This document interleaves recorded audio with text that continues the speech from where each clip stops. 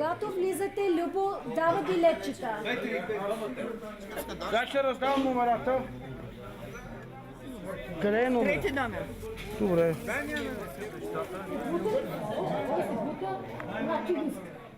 Запознавам се с един господин, доста по-млад от мене, и след година и 3 месеца една наша позната ми казва: може ли да ми помогнеш да продадеш гаража, защото дължа на общината 800 лева, за да не ме изгонят. Мария, аре, стой тук! И аз продавам собствения си гараж. И междувременно въпросния Сладур продава без мене моя апартамент и 2 години и половина спа на пейката. Всички имат ли ръкавици, които ще подсервират храната? По време на целия съдебен процес всичко почти беше фалшифицирано и от една страна разбрахме, че антидатират съдебните документи и майка ми ушким получава по време на съдебния процес 1/2 с къщата, но се оказва, че този имот е с други размери и ние не можем да го впишем при нотариус. И те променят ПУП без знанието на майка ми, фалшифицират подписите, когато и баща ми има 1/2 по време на брак с майка ми. И това се използва с цел да се заграби имота.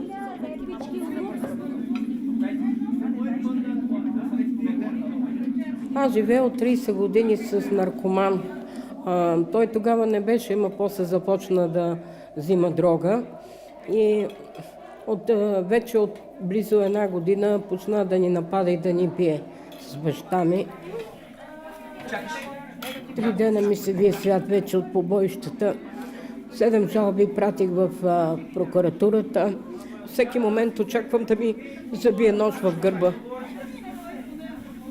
Бееме 2 апартамента, почина стария ден, аз останах сам, плащам наем, сега съм го платил до април месец и сега ще ме подгонят сигурно пак.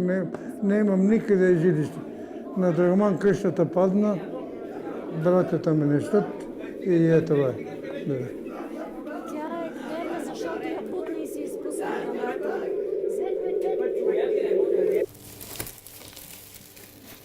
Добре, тук има ръжен хляб, бял,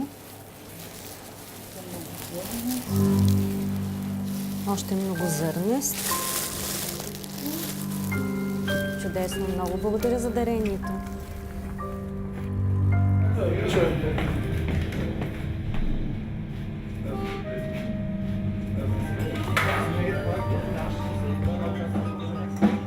Емпатия е това да можеш да се поставиш на мястото на другия, когато общуваш с него.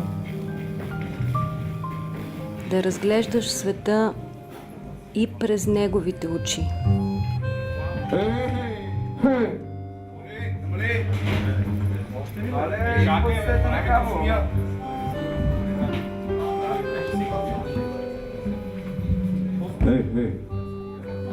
Действаме на абсолютно доброволен принцип. Нямаме никаква формална организация, не разполагаме с регистрирано НПО. Голяма част от това, което вършим, се координира в интернет. Искам да благодаря на всички, които са днес тук, особено на музикантите от Абстракт, Разбруха и Фидбака, всички приходи към касичката за дарения, която може да видите на черния плот, на практика ще бъдат вложени в продукти и други нужди на Храна Не война София. Ако имате нужда от повече информация за това как действаме, къде действаме и какво правим, може да се обръщате към мен по всяко време.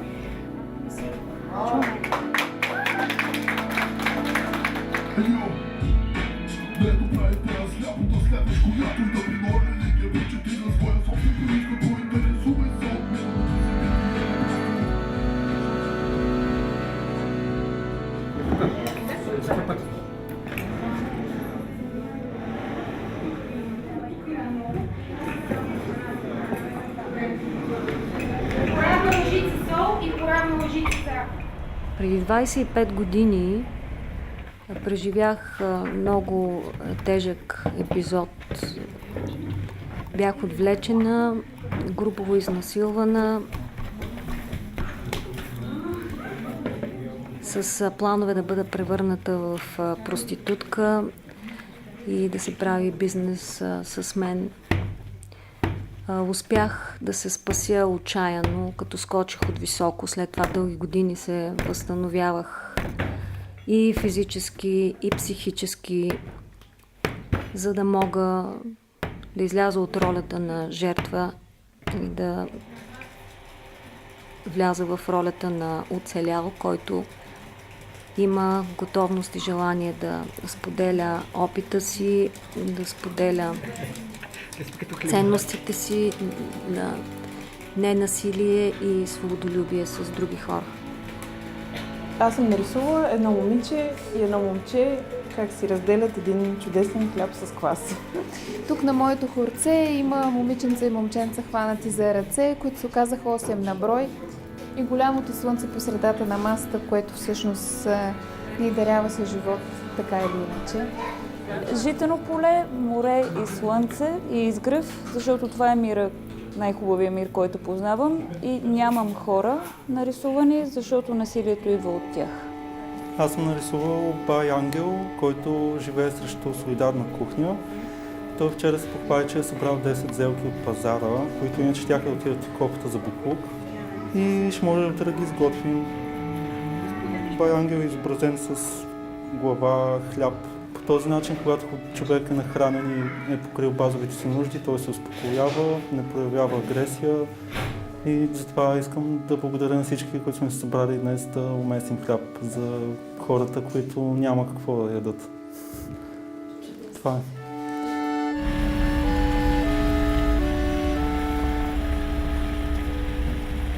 Ние сме една общност, една самоорганизирана общност от хора с сходни ценности. Нали помните, че ние идвахме тук да даваме всяка неделя, да? И вече имаме място, на което готвиме. Дали минават хора да питат къде сме? Много от нас са тясно свързани с идеите на международното движение "Храна, не война", Food Not Bombs. И може би не знаят, че вече ни изгониха от чешмите.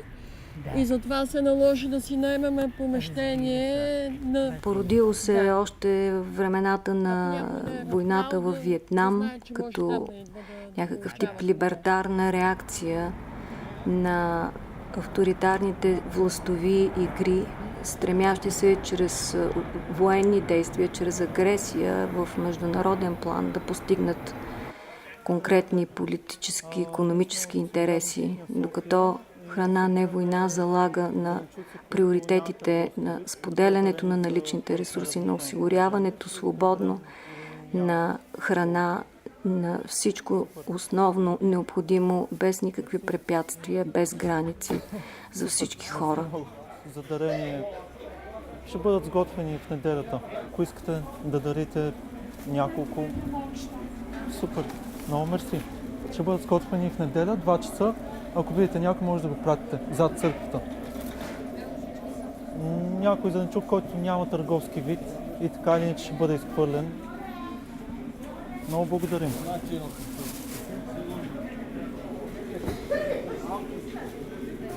Мерси. Дейността на "Храна, не война" е изрично солидарна, а не благотворителна. И ни е много важно да го подчертаваме. И всеки, който се присъедини към нас, се опитваме да се уверим, че го съзнава. Защото благотворителността докарва нещата до някъде и се опитва да помогне, като дава нещо в повече за едни на други, които нямат от него. Но в същото време запазва статуквото на неравенството помежду им.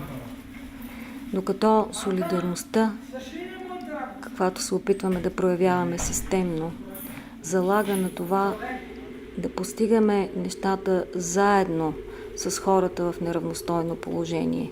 Не зад тях, с тях. Да сме наравно, да сме всички активни, всеки да съдейства с каквото може да постигнем цели в обща полза. Храна ни дадаха, даже такова още нямаш как да я носим. Те минаваха по средините, казваха дайте на момичетата. Да, то трудно да човек се разказа на всички. Те, хайде, давайте на вас.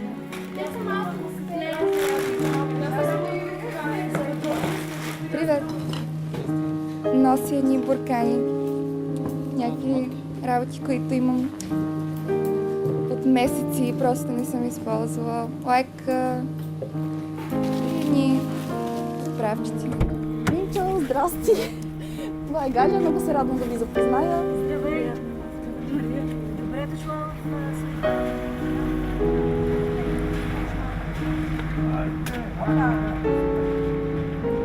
Минахме през множество фази. Отначало бяхме на улицата, правиха ни проверки от полицията, от агенция по храните.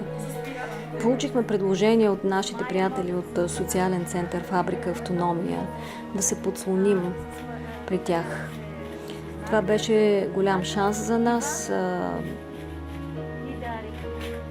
За жалост обаче, собственика не остана въодушевен от това хора в неравностойно положение да се ползват от помещението, което предоставя и съответно ни принуди да го напуснем.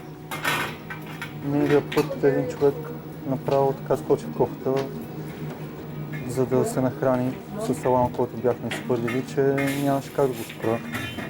Говорихме, ама той ни приемаше, ни предаваше, толкова беше огладнял, че за нищо друго не можеше да мисли човек.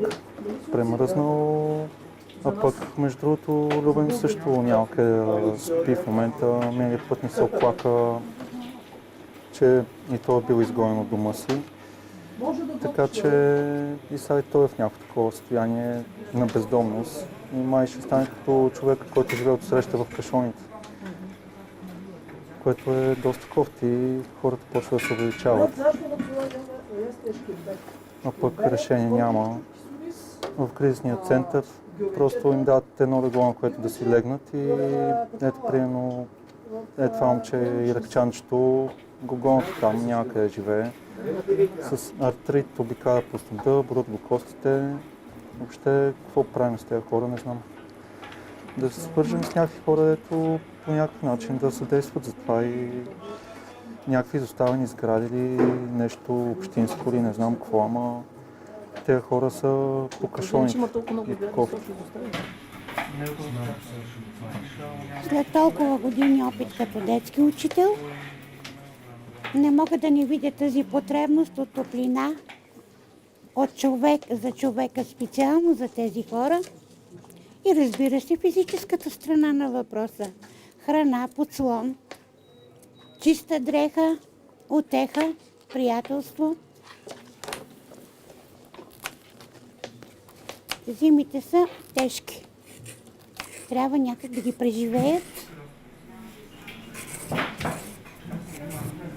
Активно се заехме да търсим алтернатива. Призовахме публично за това да ни бъде предоставено помещение безвъзмездно. За жалост не дойде отговор нито от частни собственици, нито от общината, нито от държавата. В крайна сметка стигнахме до там да наемем помещение, в което да се подслоним. Доста средства се влагат в това. Кога последно сте се къпали? Чак лятото. Лятото? Да. Ами аз като дойде събранието ще обясня по-подробно, но вече може да се ползва душа. Още има да се ремонтира, но няма да чакаме до края на ремонта. И даже съм ви взела по един шампуан и един сапун на всеки и другата седмица вече ще можем да направим график, кога може да дойдете. So what we do with it? We leave it here.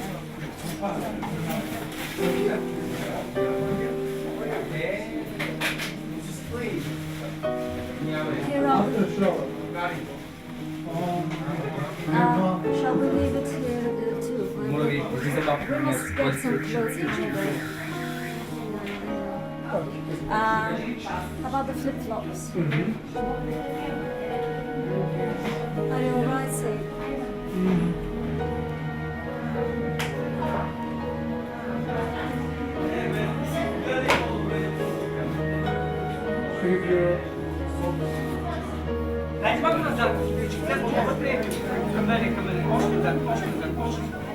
Найема трябва да го покрием изцяло с дарения, така че разчитаме на различни видове инициативи, които ни помагат в това отношение.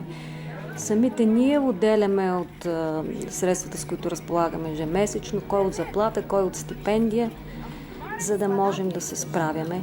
Имаш ли си твой съд? Моля да си донесеш бурканчето следващия път. Това е зеле и В същото време не са ни важни само финансовите дарения. За нас е много ценно и това, че някои хора, които дори се намират самите те в затруднено материално положение, намират как да ни подпомогнат. Било с доброволческия си труд, било с дарение на някои вещи, например посуда или уреди кухненски, пералня сме получавали като дарение, печка, котлони. Ама няма да... Нека това си е нейния. Нека да си опази. Зеле си. Бедняшкият живот. Сиромашкият живот. Едното от нещата, които от миналата седмица говорихме, е свързано с проблеми на някои мигранти, бежанци, да влязат в кризисния център. Хора като Ребин се оказа, че имат проблем, защото са с психологически кризи.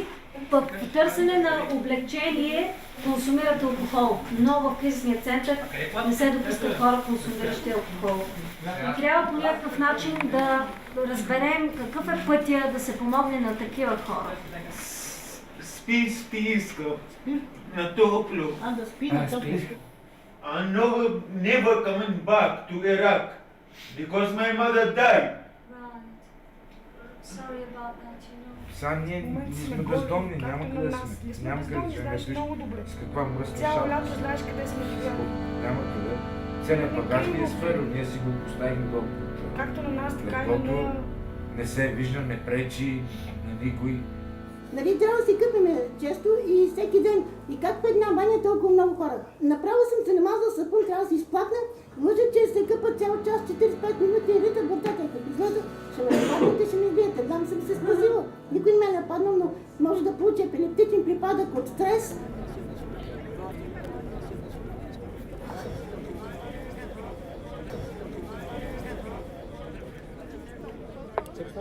Здравейте! Храна не е война. София кани всички да споделим храна и идеи на публична асамблея. Донесли сме плодове, донесли сме зеленчуци, донесли сме всички и категоричните си послания. Храна на война, раздават мандарини, раздават сладки. Приканвам ви всички да си поговорите с ближните, да си поговорите какво се случва във вашите общности, във вашето семейство, сред вашите близки, във вашите страни. Запознайте се с поне един нов човек днес, кажете здрасти, поговорете си, почерпете се, бъдете солидарни един с друг. Супер, събираме дрехи. Идеално е. Има доста. Познаха да идват хора. Да. И сега тези дрежки, които сте донесли, част от тях ще отидат за хората, които нямат свои или вече са им се скъсали. Друга част ще се продадат и парите, които дойдат оттам, пак ще дойдат да готвим за бедните хора и за другите дечица, които нямат възможност иначе да се хранят добре. Освен това, част от средствата ще отидат и за едни кончета, които хората са се отнасяли много лошо и са ги насилвали. Сега са ги спасили в един приют. Така че помагаш на кончетата и на бедните. Това не е бело за мен. Черно, ама по-дебело. Това е. Това е по-тънко. Добре, ще разглеждаме каквото са ни дарили и ще отделяме за теб. Това е цветно, значи то отива в плика. В социалната мрежа ли ни следите или изобщо откъде сте научили за нас? От фабрика Автономия. От фабрика Автономия. Да, чудесно. Един свичър. Супер, идеално. О, да, много е як, ще стане за щампата. Супер, благодаря. Мисля, че е мъжки. Мъжки, женски, някой ще си го хареса после.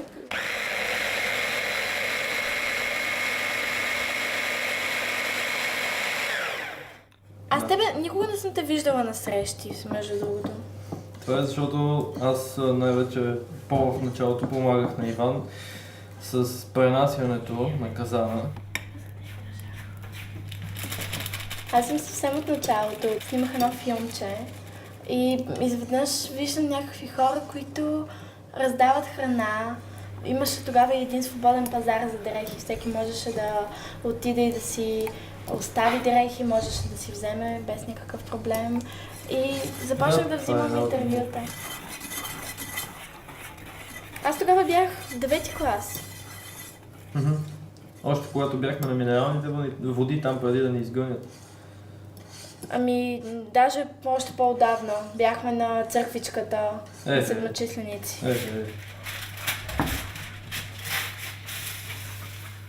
Моята история е малко по-особена. Пътувах на автостоп с приятелката си и ни качи този убиецът на Виола, който в последствие ме преби с бокс и ни остави на магистралата. След като преживях това нещо, реших, че трябва да се помага на хората, въпреки че съм видял лошо от един човек, на който аз по никакъв начин не съм провокирал. И от тогава започнах да се занимавам с солидарната кухня и да помагам на всички, тъй като вярвам, че доброто е вътре в хората, независимо какво се случва. И вярвам, че всеки един човек има нужда от храна и от доброта най-вече. И много се радвам, че се занимавам с това, тъй като виждам и останалите как всичко това нещо го правят с желание, независимо дали имат някаква подкрепа от смисъл от държавни органи и така насетне. В смисъл всеки го прави заради инициативата и заради хората, които са в нужда на улицата. Защото тези хора реално са жертва на една война, която е социална война, която се води години наред в България. Съвсем в началото при нас идваха едни озлобени от живота хора, които се караха, кой какво има в паничката и така нататък. Беше едно огромно напрежение, като с времето, показвайки им ние какво е взаимопомощ, какво е солидарност, те някакси влязаха в цялата идея на храна не война и е имало пъти, когато идва някой закъснял и друг казва: почакай, аз не съм си доял салатата, ела да ядеш от моята купичка. И просто това е наистина много ценно и много красиво.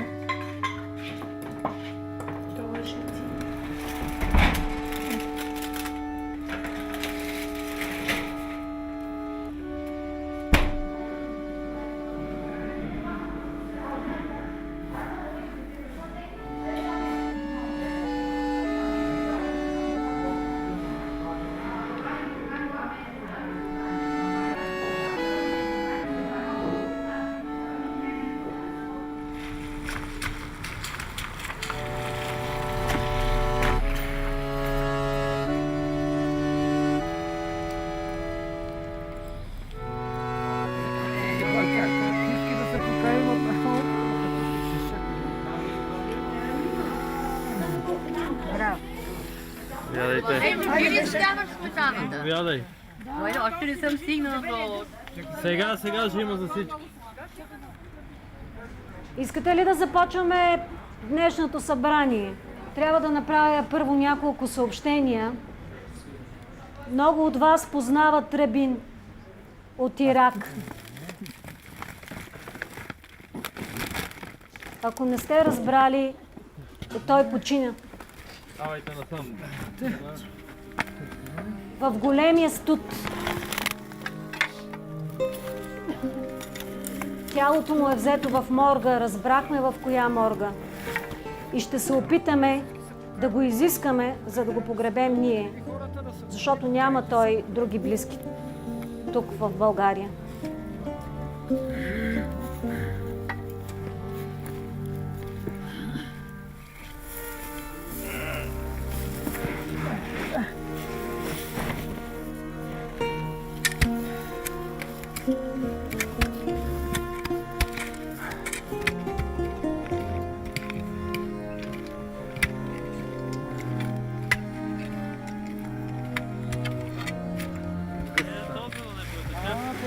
Не бе, не, ръкавиците ще станат.